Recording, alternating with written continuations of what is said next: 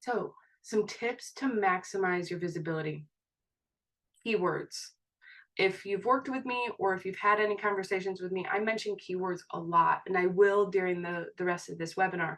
They are the golden nuggets that you need to use in every aspect of your business marketing. And using them in Google My Business is going to be huge.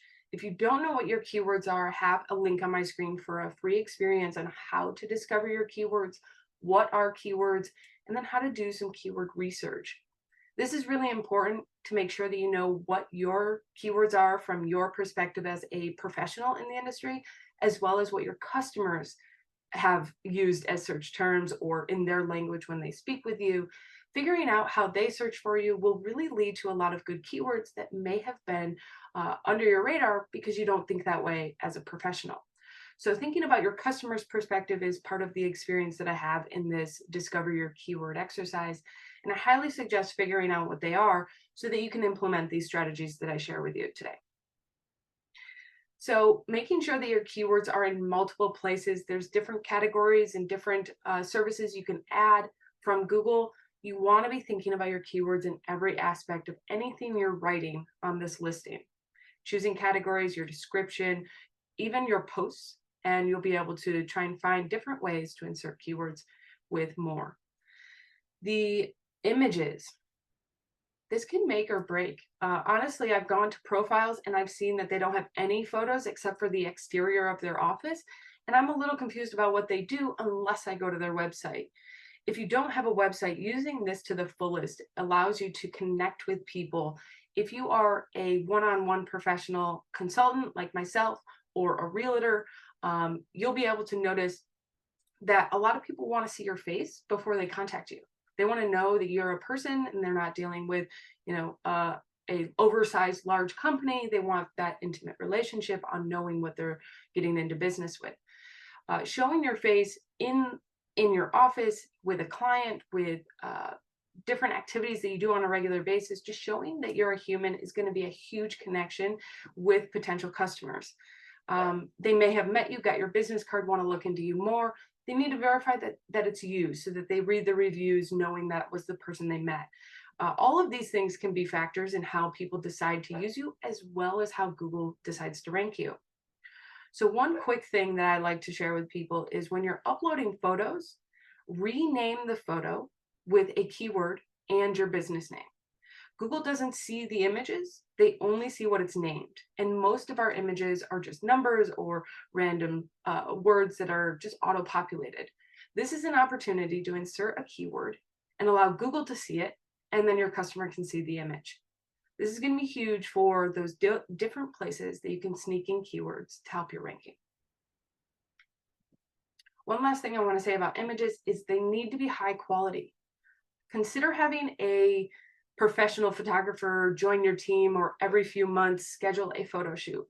Because if you have shaky photos or blurry photos, Google doesn't like that, as well as customers. They find that to be unprofessional, and then they associate that with the level of service that they may get from you.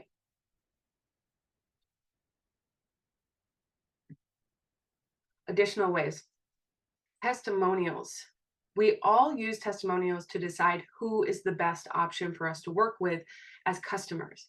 As business owners, this is your word of mouth on the internet, allows people to brag about you and say all of the things that they enjoyed about the experience working with you. This is also a great place for Google to see the different services you offer within those reviews. I also highly suggest is responding to those reviews. You may have a few that you can respond to right now, but when you are responding, make sure that it is personable.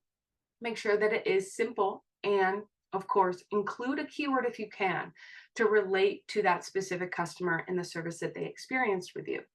Having that keyword in there is allowing Google to, again, have another point in your column for understanding your business and different keywords that you can rank for.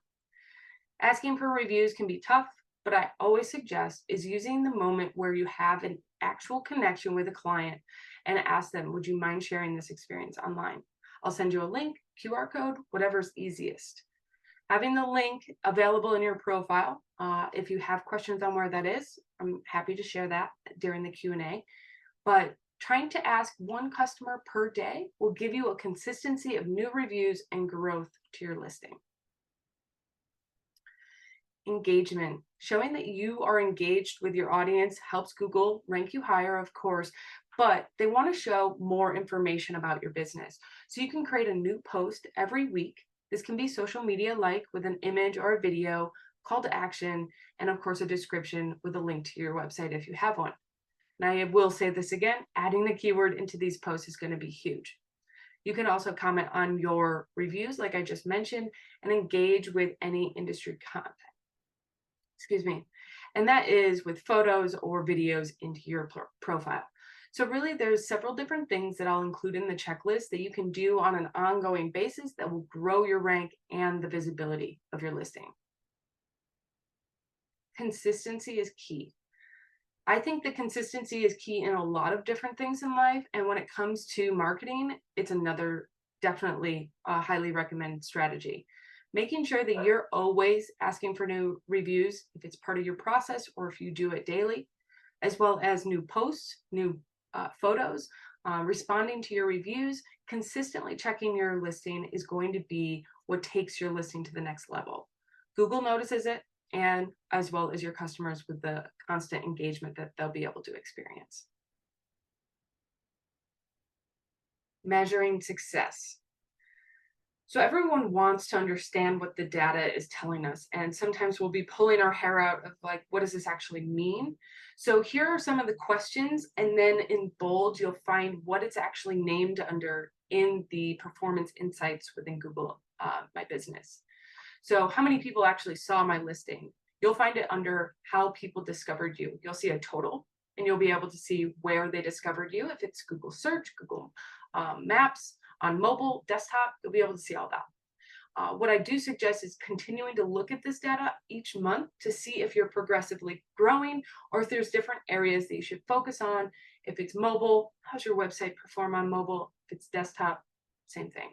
So it really gives you an idea of how your audience is interacting with you and how you should adjust your marketing plan around that. Where are people seeing my listing? Same thing. How are people discovering you? You'll be able to see the clicks and the impressions. And that will give you an idea of where you should put your focus. What keywords are my listings showing for?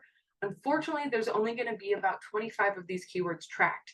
And if you're just starting to add keywords to your listing, you won't see that many that are off your brand. Brand meaning your business name or your name or very basic search terms that are associated now. By adding new keywords, you should see new keywords associated in this list. And the search breakdown will tell you how many times you were searched for that keyword.